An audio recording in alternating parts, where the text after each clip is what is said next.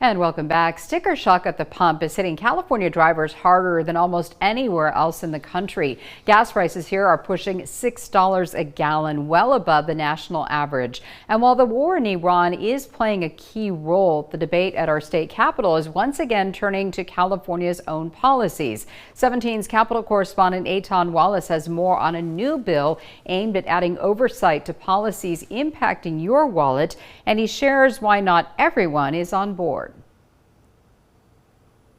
Tackle this issue before it spirals out of control. Republican Huntington Beach State Senator Tony Strickland talking about high gas prices facing the state.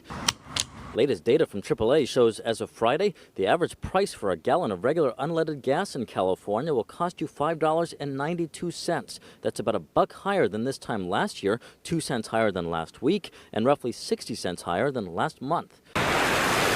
Strickland does acknowledge the war in Iran has contributed to recent price increases, but he adds even before the war, California gas prices were consistently higher than the national average, and today is no different. AAA reports gas in the Golden State is $1.77 higher than the rest of the country.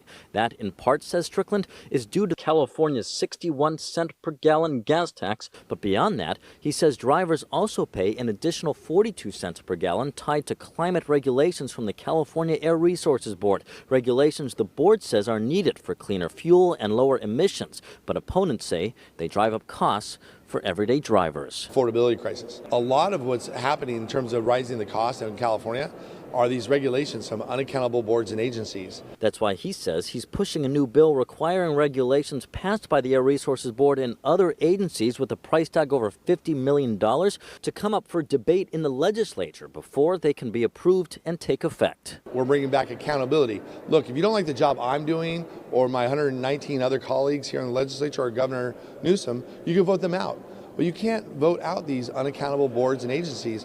And the authority has been getting more and more to these unaccountable boards and agencies where constituents who are frustrated with these rules costing families dramatically in the pocketbook, they have no recourse.